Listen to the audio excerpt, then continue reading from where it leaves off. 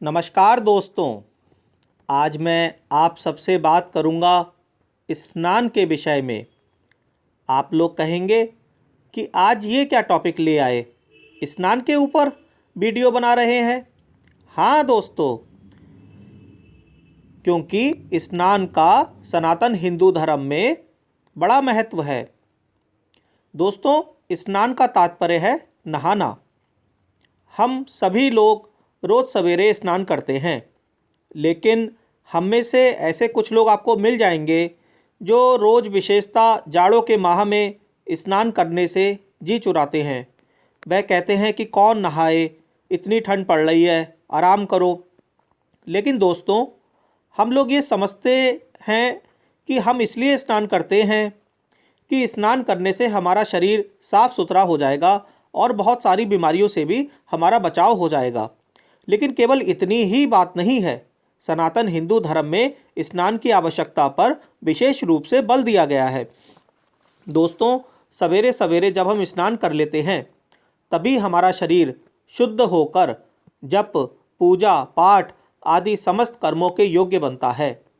अगर आप स्नान नहीं करते हैं तो उस दिन आप पूजा पाठ भी करने से वंचित हो जाते हैं और वह व्यक्ति दिन भर गंदा ही बना रहता है। दूसरे, हमारा ये सारा शरीर मलपूर्ण है। यह स्नान के पश्चात ही शुद्ध बनता है। यह 9 छिद्रों वाले अत्यंत मलिन हमारे शरीर से दिन रात गंदगी निकलती रहती है, जो कि सवेरे स्नान करने से ही शरीर की शुद्धि होती है। मेरे प्यारे दोस्तों, जो लोग स्नान नहीं करते उनके पास नकारात्मक शक्तियाँ भी आकर्षित होती हैं, जैसे भूत प्रेत आदि। क्योंकि भूत प्रेतों को गंदगी से प्रेम होता है। भूत प्रेत आदि गंदगी में ही निवास करते हैं। अगर आप भी रोज़ प्रातः स्नान नहीं करते और ऐसे ही गंदे पड़े रहते हैं तो ये गंदी नकारात्मक दुष्ट शक्तियाँ आपकी तरफ आकर्षित होती हैं, क्योंकि आप में इनको एक अनुकूल वातावरण दिखाई देता है। दोस्तों, जिन व्यक्तियों पर नकारात्मक बाधाएं होती हैं उनका एक लक्षण ये भी होता है कि वो स्नान और साफ सफाई से बचते हैं। वो स्नान करने से जी चुराते हैं और उन्हें धीरे धीरे गंदगी से लगाव सा होने लगता है। गंदा रहने में उनको आनंद आने लगता है।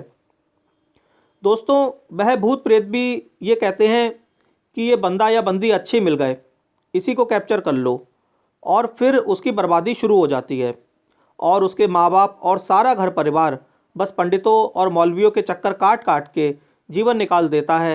लेकिन फिर भी उन नकारात्मक दुष्ट शक्तियों से छुटकारा नहीं मिल पाता। यह एक सत्य है। ऐसे उदाहरण आपको अपने आसपास ही बहुतेरे मिल जाएंगे। अतः रोज इस नियम से कम एक बार अवश्य स्नान करना चाहिए। दोस्तों, प्रातःकाल स्नान से भी हमारे बहुत प्रकार के पापों का नाश हो जाता है और पुण्य की प्राप्ति होती है।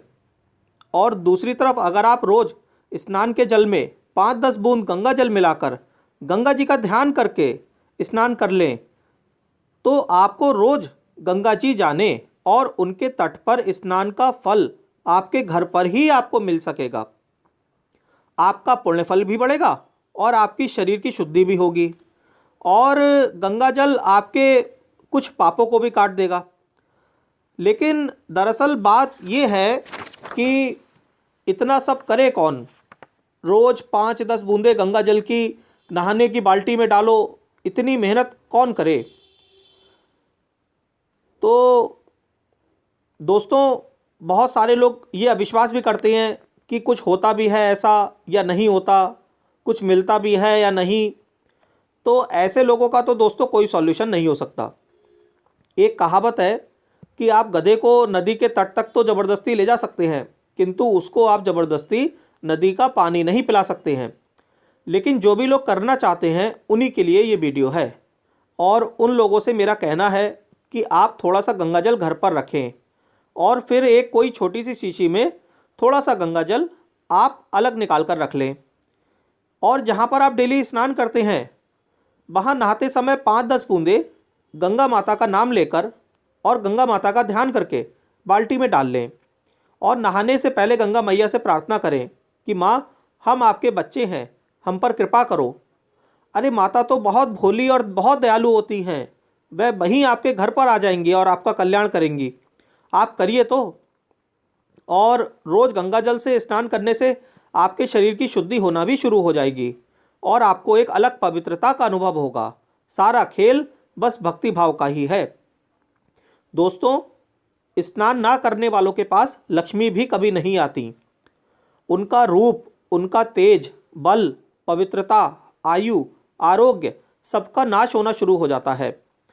तो अगर आप चाहते हैं कि आप निरोग रहें और आपके जीवन में धन की कमी ना आवे, तो आप सब नियम से रोज स्नान अवश्य करेंगे। गंगा मैया आप सब पर कृपा करेंगी और आप सब पर अपना आशीर्वाद बरसावेंगी, ऐसी मेरी मनोकामना है। धन्यवाद। जय गंगा माई की।